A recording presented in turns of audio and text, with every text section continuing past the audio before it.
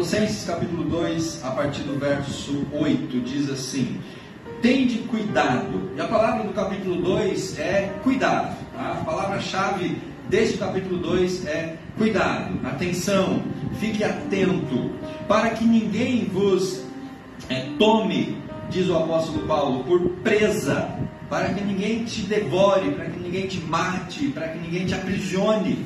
Cuidado, não seja uma presa. Cuidado para que as pessoas, diz Paulo, por meio de filosofias e sutilezas vazias, segundo a tradição dos homens, conforme os espíritos elementares deste mundo e não de acordo com Cristo Jesus. Qual que é o cuidado que Paulo chama a atenção dos colossenses? Para eles não serem desviados do Evangelho do Senhor Jesus Cristo, atrás de doutrinas, de ensinos, de filosofias e coisas que não condizem com o Evangelho. Verso 9: pois nele, e o nele é o Cristo, habita corporalmente toda a plenitude da divindade. Ele é a cabeça de todo o principado e poder, tendo a vossa plenitude. Também nele, verso 11, diz: fostes circuncidados com a circuncisão, que não é feita por mãos humanas, o despojar da carne perniciosa, isto é, a circuncisão de Cristo. E o verso 12 diz: sepultado com ele no batismo, com quem também fostes ressuscitados pela fé no poder de Deus, que o ressuscitou dentre os mortos. Então, meus irmãos, verso 9, nele. Verso 10, nele. Verso 11, nele. Verso 12, com ele. Paulo, então, aponta para Cristo como sendo tudo aquilo que nós precisamos. Cuidado com três coisas nesse capítulo 2. Paulo vai dizer: cuidado com as filosofias. Paulo vai dizer também: cuidado com o legalismo, é o segundo perigo que ronda a igreja. E terceiro, cuidado com os costumes de homens ou doutrinas impostas por pessoas. Nós vimos no capítulo 1 o apóstolo Paulo, ele defendendo a preeminência ou a suficiência de Cristo. No capítulo 1, Paulo fala que Jesus é suficiente no Evangelho, nas boas novas. Quando você evangeliza alguém, você fala só de Cristo e de mais nada. As boas novas é o Cristo, a sua morte, a sua ressurreição, a sua salvação, a sua ascensão, todos os benefícios espirituais que Jesus pode nos oferecer. Nós não evangelizamos com usos, com costumes, com doutrinas, com filosofias. Nós levamos as boas novas e o Evangelho, Cristo está no seu centro. Ele também é a preeminência, ele é suficiente na obra de salvação, de redenção. Somos salvos única e exclusivamente por Jesus. Não é por boas obras, não é por obedecer certos requisitos ou doutrinas das igrejas. Jesus, ele é suficiente Salvador. Ele é o que nós precisamos. Ele também é suficiente na criação, ele criou todas as coisas. Ele é o cabeça da igreja, Paulo fala no capítulo 1. E ele diz no capítulo 1, fechando o capítulo, que ele é também suficiente para o ministério do apóstolo Paulo. O trabalho, o serviço de Paulo estava alicerçado em Cristo Jesus. Agora no capítulo 2, meus irmãos, Paulo então vai falar dos perigos. Ele vai chamar a atenção da igreja para algo que estava acontecendo, para algo que poderia transformar e desviar aquela igreja.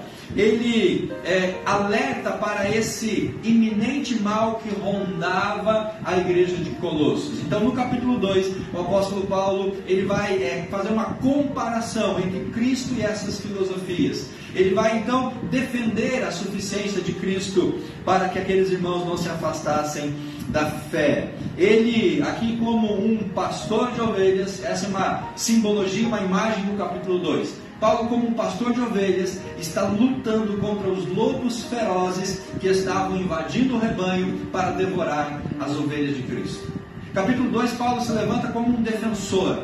Capítulo 2, ele se levanta como aquele que vai então colocar a sua vida nos escritos, defendendo o Senhor Jesus Cristo e a sua suficiência para que a igreja não fosse levada através de falsos mestres a se esquecer da suficiência do Senhor Jesus Cristo. Queridos, nós como igreja, você como cristão não precisa de nada além do Cristo. Tudo que eu e você precisamos para a salvação, para a redenção, para uma vida abençoada, nós encontramos em Jesus Cristo. Todo o resto é parafernália, sem nenhuma necessidade. Cristo é suficiente, amém? Ele tem que ser suficiente. Pois bem, vamos ver o que Paulo diz aqui no capítulo 2, então, para a nossa meditação nesta noite. Vamos recapitular um pouquinho do capítulo 2, volte no versículo 1. Paulo diz assim: eu quero que vocês saibam como é grande a luta que eu enfrento por vós, pelo que estão na Laodiceia. Então essa luta que Paulo fala, é ele se levantando como esse pastor, defendendo as suas ovelhas dos lobos ferozes. Ele diz no verso 2 do capítulo 2, para que o coração deles seja animados, para que vocês estejam unidos em amor, para que vocês sejam enriquecidos na plenitude do entendimento, para o pleno conhecimento do mistério que está em Deus. Verso 3, em quem estão ocultos todos os tesouros da sabedoria e da ciência. Digo isso para que ninguém vos engane com palavras capciosas. Então Paulo ele faz essa recapitulação, dizendo que aquela igreja tinha que ficar alerta, aquela igreja tinha que estar atenta com palavras doces, palavras capciosas, palavras envolventes, palavras que pudessem desviar a fé daqueles irmãos. Pois, verso 5, ainda que o meu corpo esteja ausente, eu estou convosco em espírito, alegrando-me ao ver a vossa ordem e a vossa firmeza da fé que vocês têm. Então Paulo ele recapitula aquilo que a igreja viveu, aquilo que a igreja conhecia e onde eles estavam alicerçados. Ele fala assim: vocês conheceram o Evangelho de Cristo, vocês receberam as boas novas, vocês estão firmados, alicerçados em Cristo e nesse Evangelho. A fé de vocês tem que estar firmada nele. Não se deixem enredar por coisas que estão sendo trazidas aos vossos ouvidos agora. O versículo 8, meus irmãos, que nós lemos, está aqui então o alerta de Paulo com relação às falsas filosofias. Tende cuidado para que ninguém vos engane, ou para que ninguém vos tome por presa, por meio de filosofias e sutilezas vazias. Esse é o primeiro alerta que Paulo faz. E o que nós temos que fazer para não cair em filosofias? Ou o que nós temos que fazer para não sermos desviados do Evangelho? O versículo 6 e o versículo 7 nos dão a base. Ele diz assim no verso 6: portanto, assim como vocês receberam Cristo, também andai nele. Então, querido, se você não quer ser desviado por falsas doutrinas, se você não quer se afastar de Cristo por filosofias e falácias, a nossa fé, a nossa vida tem que estar alicerçada em Cristo Jesus. Andar em Cristo, viver com Cristo, caminhar com Cristo, não nos afastar do Cristo. Quando alguém se deixa levar por filosofias e falsas doutrinas, é porque este alguém não estava alicerçado em Cristo Jesus. Cristão fraco na fé, cristão sem conhecimento, é presa para lobos devoradores. Então, se nós não queremos ser enredados ou desviados, nós temos que estar firmados, andar com Jesus, crescer na nossa fé, como ele vai falar aqui, verso 7, arraigados, edificados, confirmados na fé.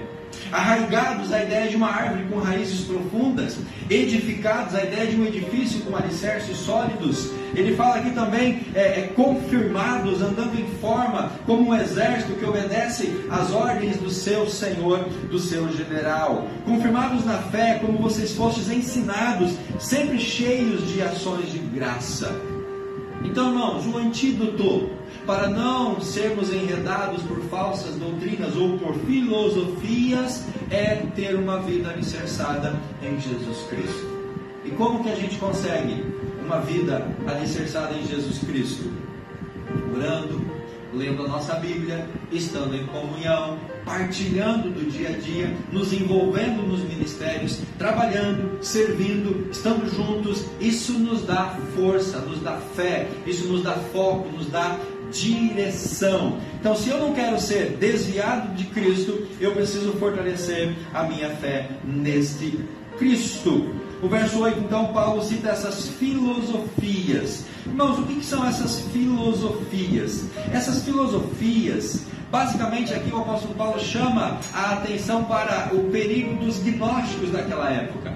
Os gnósticos, eles tinham algumas ideias falsas, algumas ideias erradas com relação a Cristo. Eles acreditavam que Cristo não tinha um corpo carnal, eles acreditavam que a matéria era má, eles acreditavam muito na presença, na interferência de anjos, de seres celestiais, seres espirituais. Os gnósticos, eles tinham essas características, e eles estavam trazendo essas falsas doutrinas para a igreja, incentivando a igreja a buscar experiências espirituais, mas fora de uma centralidade na palavra de Deus. Então essas filosofias que Paulo fala no verso 8, elas estão muito atreladas às doutrinas gnósticas, a esses pensamentos falhos, a esses pensamentos que não têm base na palavra de Deus. E como que a gente vence isso? Progresso na vida espiritual, crescimento e a maturidade. Por exemplo, eles acreditavam na influência de anjos, eles acreditavam na influência até mesmo, de coisas abstratas, os astros, seres espirituais, uma influência direta, uma interferência absoluta. Por exemplo, irmão, sem talvez causar nenhuma ofensa a ninguém, mas anjo da guarda não existe, como as pessoas interpretam e entendem hoje. Essa ideia de ter um anjinho da guarda, ela não é um princípio bíblico na palavra de Deus. Mas os gnósticos, para eles cabia muito bem essa ideia do anjo da guarda, do anjo protetor. A Bíblia diz que os anjos são seres enviados por Deus para nos guardar, mas não existe um anjo específico da guarda que você precisa orar ou pedir algo para ele, enfim, fazer algo para que esse anjo te guarde. Isso é um pensamento gnóstico, aplicando para hoje essa questão. Você já ouviu dizer de pessoas que viram anjos ou conversaram com anjos? Os gnósticos tinham essa pegada de fazerem cultos, ou eles entenderem que eles eram tão espirituais, ou mais espirituais que as pessoas comuns, que quando eles cultuavam, os anjos desciam para cultuar junto com eles. Então o culto que eles ofereciam, a experiência espiritual deles, era muito maior do que os meros mortais, como os membros da igreja. Então são várias coisas estranhas ao Evangelho. A astrologia se aplica muito bem aqui. Por exemplo, hoje, consultar o horóscopo. Nós não temos horóscopo, Eu sou cristão, aquariano. Não existe isso, irmão. Você é cristão, pronto. Você não precisa consultar o horóscopo para ver a cor do dia, para ver o número da sorte, se você vai ter sorte ou azar no amor, nessas coisas. Isso são ideias e pensamentos que têm aquela origem lá no gnosticismo, que hoje invade a igreja de Cristo. A ideia de Cristo não ter um corpo, da matéria ser má, tudo isso fazia parte do escopo dos gnósticos. E Paulo classifica tudo isso como filosofia vazia. As religiões orientais, as meditações transcendentais, acender incenso, ir para os altos dos montes, ficar contemplando. Irmãos, isso são resquícios de doutrinas gnósticas. Como que eu venço essas falsas filosofias? Primeiro, andando em Cristo. Cristo é o teu Senhor, Cristo é o teu Salvador, é Ele quem te remiu, então você anda nele, Ele é o seu Senhor, Ele te abençoou, você não precisa de mais nada, ande firmado em Cristo Jesus. Verso número 8, essas tradições são vazias, são tradições de homens, conforme espíritos elementares do mundo, não tem nada a ver com a palavra de Deus, não estão de acordo com Cristo, pois nele habita corporalmente toda a plenitude da divindade. Então Jesus, ele é a encarnação do Deus, nele que é o cabeça de todo o principado, poderes que os gnósticos tanto buscavam, a sabedoria, a contemplação. Paulo diz, nele vocês foram circuncidados. Então ande em Cristo Jesus, ame a Jesus, viva para Jesus, fale de Jesus, deixe Jesus permear toda a sua vida. Segundo, cresça em Cristo Jesus. Veja o verso 7 e o verso 8, que nós já lemos no começo. Arraigados, edificados, confirmados na fé. Se eu estou firme em Jesus, se eu estou forte na palavra de Deus, se a minha fé está confirmada pelas minhas atitudes, pela minha obra, eu não vou ser desviado da palavra de Deus. Terceiro, se submeta a Cristo, verso 8. Paulo diz que todas essas filosofias não estavam de acordo com Cristo. Então, se eu me submeter a Cristo, eu vou estar de acordo com Ele, e eu não vou precisar de nada disso. E quarto, busque a plenitude de Cristo, verso 9 e verso 10. Nele habita nele é o cabeça, ele é o centro da nossa existência. Então, meus irmãos, primeira coisa, cuidado com vãs filosofias, cuidado com palavras sutis, cuidado com essas filosofias que nos afastam, que nos desviam da presença do nosso Deus. Você que é jovem, você que está estudando, você que vai entrar na faculdade, cuidado. Se você não estiver firmado em Jesus, filosofias vão vir para confrontar a sua fé e o Cristo que você serve. E há um grande perigo de que, nesse período de estudos, de faculdade principalmente, é o período onde a maior parte dos adolescentes, dos jovens, se afastam da igreja e de Jesus Cristo. Mas por que se afastam da igreja ou de Jesus Cristo nessa fase de estudos da faculdade?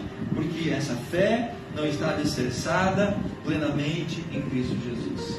Essa fé não está solidificada em Cristo Jesus. O verso 6 e o verso 7, eles não andam em Cristo, não estão arraigados, não estão edificados. Ainda é uma fé imatura e por isso não tem elementos para debater ou para contrapor argumentos que vêm sobre as mentes e os corações. Alguns adolescentes hoje fizeram um ensaio para o Enem no ano que vem. Alguns estão fazendo o Enem para entrar na faculdade. Então, você que vai entrar num curso superior, numa faculdade, cuidado. Ali é um campo de falsas filosofias, vãs filosofias, que querem tirar Cristo do centro da sua vida e dizer que você não precisa de Cristo, que Cristo é uma balela, que Cristo é uma bobagem, que isso é uma coisa do passado, que a religião é o ópio dos ignorantes, então você vai ser bombardeado. Mas se a sua fé está alicerçada em Cristo, você não vai se desviar. E eu posso falar isso por experiência. Eu me formei, eu fiz faculdade já sendo cristão, e 4 anos de faculdade, de estudos, a minha fé não se afastou, pelo contrário, eu cresci mais na fé neste período, assim como todos nós que estudamos, que fazemos algum curso, nós somos desafiados a nos posicionar em Cristo Jesus. Então, para que a gente vença essas falsas filosofias, a gente tem que estar firme e forte no nosso Senhor Jesus Cristo. Avançando um pouquinho mais, queridos, verso 16 e o verso 17. Segundo perigo, primeiro são as filosofias vãs, tá? Segundo perigo, o legalismo religioso.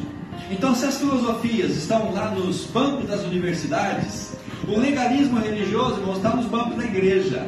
Olha que coisa interessante. Se essas filosofias vãs, elas vêm de fora para dentro, na nossa mente, o legalismo ele é aplicado dentro da igreja. Olha o verso 16 e verso 17, o que Paulo diz?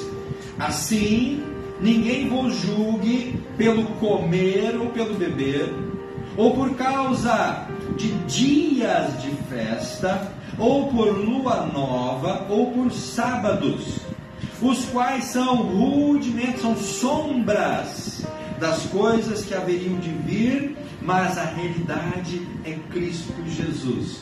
O que nós aprendemos, ou qual que é a aplicação desse legalismo aqui? Por legalismo, Paulo vai combater os judaizantes.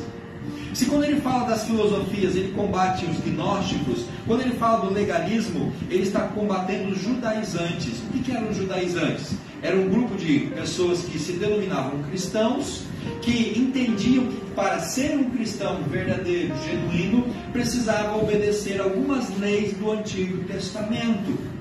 Precisava guardar o sábado, precisava fazer a circuncisão, não podia comer alguns alimentos, tinha que celebrar algumas festas religiosas. Os judaizantes diziam assim: se você quer ser um cristão de verdade, genuíno, verdadeiro, um cristão bom, você precisa guardar algumas prerrogativas da lei de Moisés. E esse é um prato cheio, meus irmãos, para nos desviar de Cristo.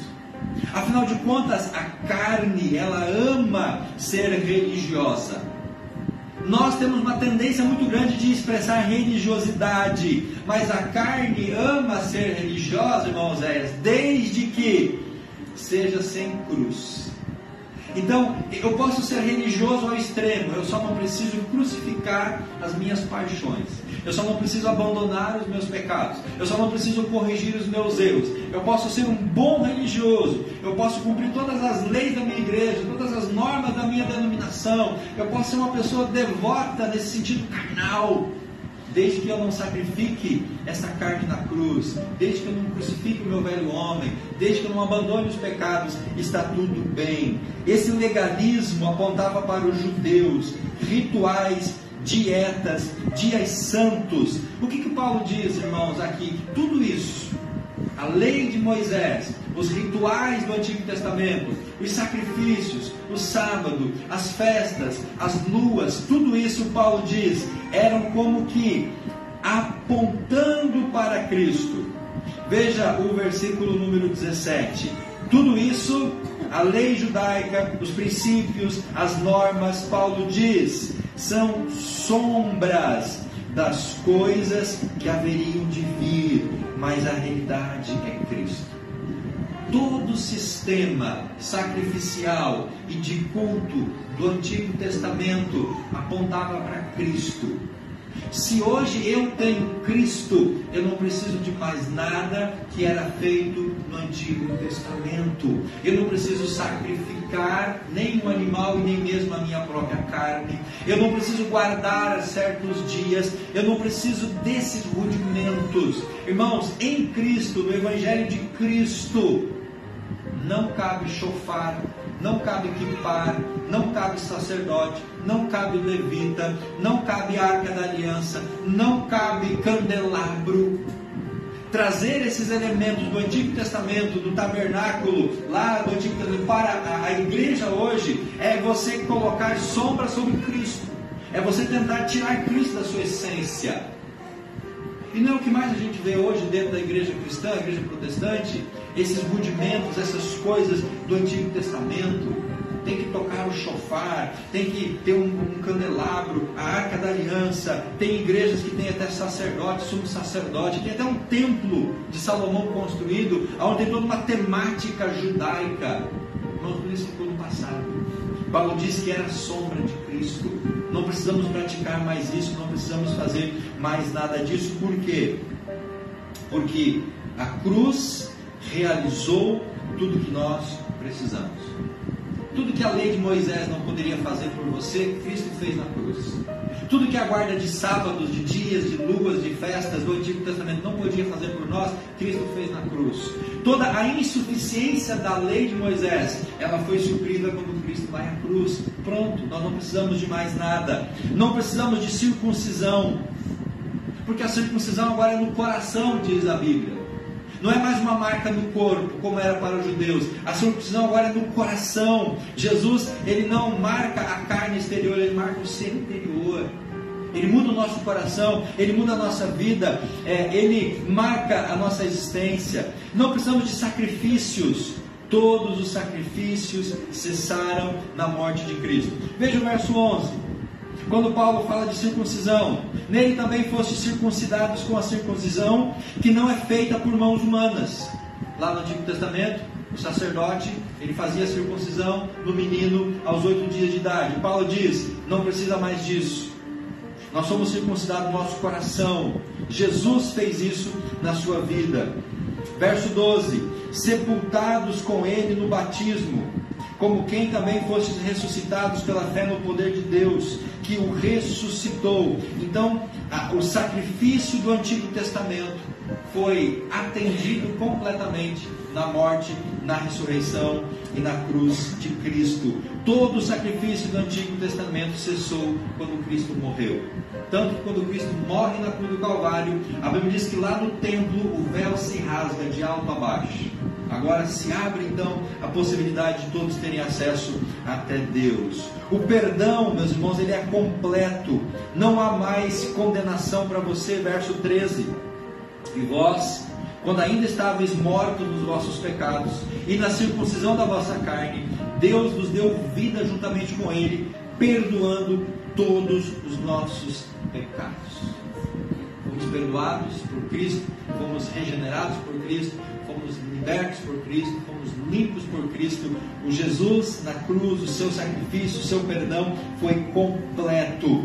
Nós devemos então ser livres em Cristo, sem julgo, sem carga de qualquer preceito religioso, de qualquer legalismo.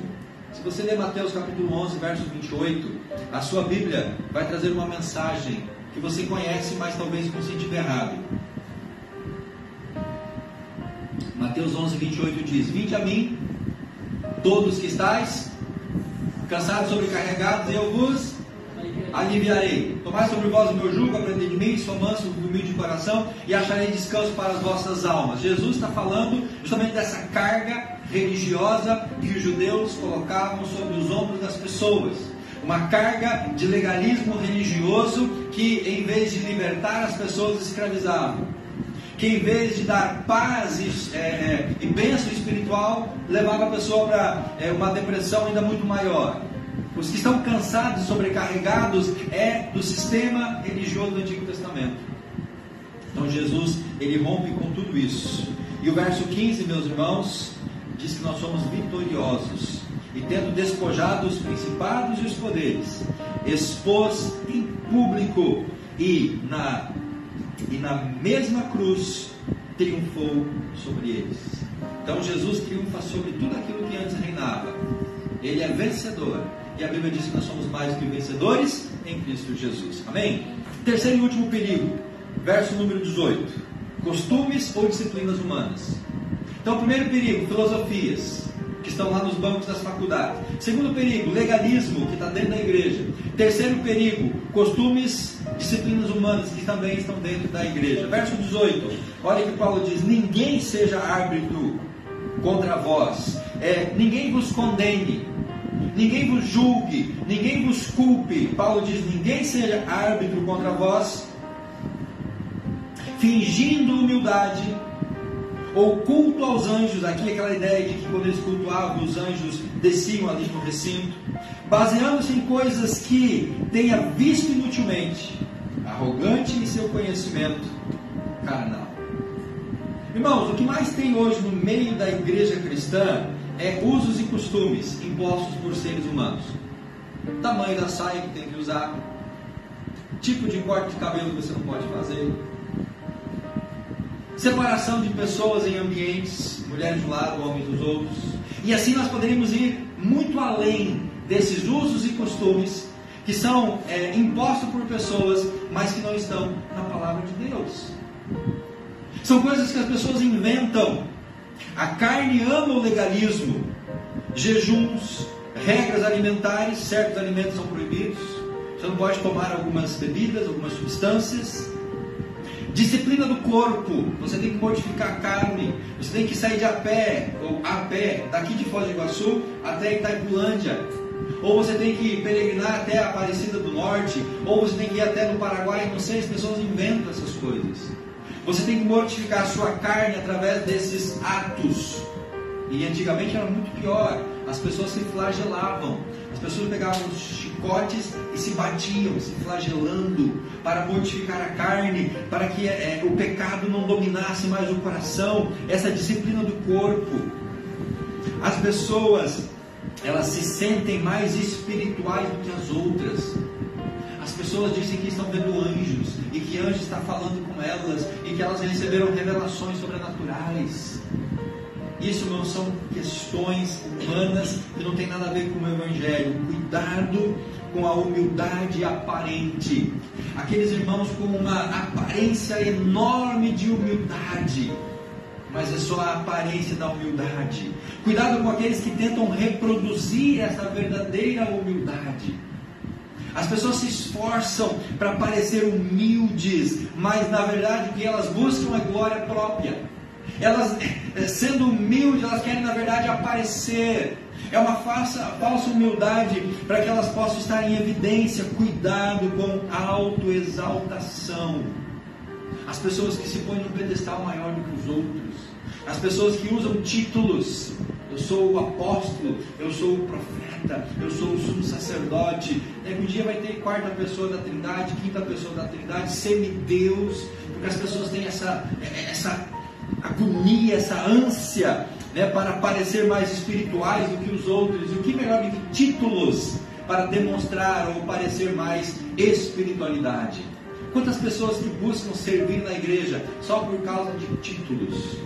Agora vão chamá-los por irmão diácono, diácono, então ele já está um pouquinho acima. Vamos chamar o presbítero, né? O cooperador, o auxiliar, vamos chamar aqui. Então os títulos são uma maneira da pessoa demonstrar essa exaltação, esse egoísmo, se tornar até mais espirituais. Cuidado para não serem tudo isso, irmãos, pedra de tropeço. Porque muitos que têm esse comportamento acabam sendo pedra de tropeço para as pessoas mais fracas na sua fé. A obediência exterior não vai gerar vida interior. Veja o verso 21 e o verso 23. Tais como: não toques, não proves, não manuseies. Todas essas coisas desaparecerão com o uso, pois são preceitos e doutrinas de homens. Na verdade, esses mandamentos têm aparência de sabedoria, mas falsa devoção, falsa humildade e severidade para com o corpo. Mutila o corpo, né? Para que o corpo possa se santificar, mas não tem valor algum no controle dos desejos da carne. Temos que ter esse cuidado, meus irmãos. Obediência exterior não vai gerar vida, santidade interior. Isso produz fariseus religiosos. Isso vai produzir santarrões. Obediência exterior produz fariseus e pessoas que arrotam santidade, mas que na verdade lá no fundo, lá no secreto, estão imersos em imundícia, em pecado, em várias situações. Cuidado com pessoas que se intitulam muito espirituais. Essas pessoas podem decepcionar a sua fé. Sistemas e regras parecem espirituais, mas nós precisamos de Jesus Cristo. Nós não temos usos e costumes. Nós não impomos disciplinas. Por quê, meus irmãos? Porque nós somos uma igreja fraca? Não, é porque nós impomos apenas o Cristo. Se você estiver sob Cristo Jesus, você vai estar ligado, antenado e obedecendo tudo o que precisa. A igreja não precisa fazer uma lista de regras, de normas, de proibições. Não, nós não precisamos fazer isso. A Bíblia está aqui. Jesus já deixou tudo que a gente pode e não pode fazer. Então não precisamos impor mais nada, ir além do que está no Evangelho.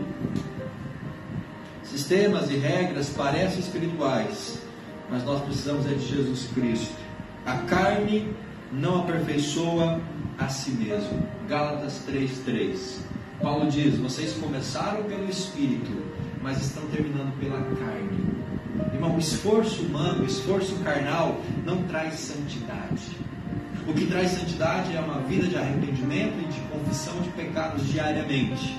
Carne não aperfeiçoa a carne, é o Espírito que aperfeiçoa a nossa carne. Por isso a nossa união com Cristo não é controlada por regras humanas, mas pelos princípios da palavra de Deus. O que vai conduzir você a uma vida saudável, uma vida espiritual forte, uma vida espiritual ativa? O que vai levar você a uma fé sólida? Não são doutrinas da igreja, não são preceitos humanos, não são costumes, não são usos. Não é se você usa saia ou usa calça, se você tem o cabelo curto ou cabelo comprido, se você usa brinco ou não usa brinco, se você usa maquiagem ou não usa maquiagem. Não é essas coisas que traz santidade, não é isso que traz maturidade espiritual, mas é a palavra de Deus aplicada ao nosso coração.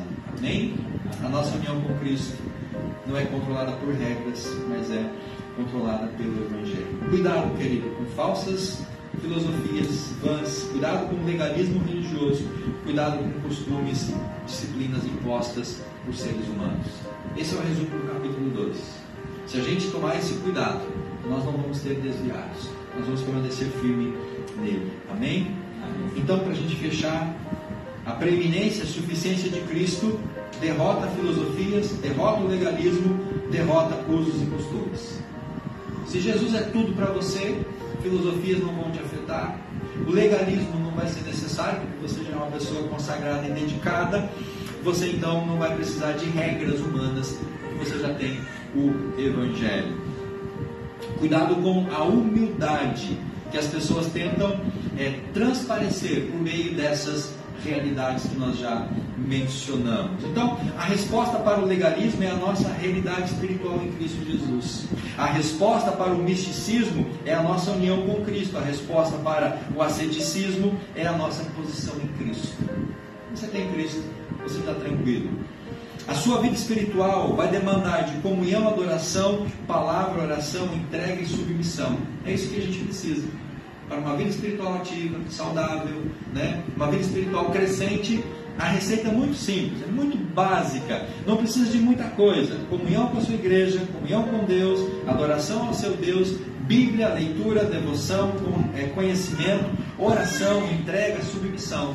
Esses são os elementos que vão te levar a uma fé saudável. Quarto, esteja em comunhão, assim contribuiremos para o crescimento da igreja. A comunhão gera crescimento, a comunhão dá o start para a igreja se desenvolver. Então, queridos, duas perguntinhas para a gente refletir agora. Cristo é suficiente para você? Ou você espera uma igreja que vai impor sobre você usos e costumes, doutrinas, legalismos, normas? Esses dias atrás, uma senhora veio visitar a EBD, né, e ela compartilhou, o Zé compartilhou o testemunho, que ela disse que recebeu de Deus uma missão de ir nas igrejas e revelar que as igrejas, as pessoas só vão ser salvas se fizerem algumas coisas além do que crer apenas em Cristo Jesus. Aqui, não precisamos de mais nada. Cristo é suficiente para você. Não precisa de guardar, não precisa de fazer nada dessas questões legalistas. E a segunda perguntinha: nele, em Cristo, você tem tudo o que você precisa? Você tem tudo o que você precisa em Cristo Jesus? Ou você recorre a outra fonte de alimento, de sustento e de provisão espiritual? Cristo é suficiente, irmãos. Amém? Obrigado, Jesus, pela sua palavra, pela suficiência de Cristo, pela preeminência dele na nossa vida espiritual. Ele nos salvou, Ele nos redimiu, Ele nos perdoou, e agora nós podemos ter uma vida, ó Deus, eficaz diante da sua presença. Ele é suficiente para nós, e isso nos alegra, isso nos conforta. Assim oramos em nome de Jesus.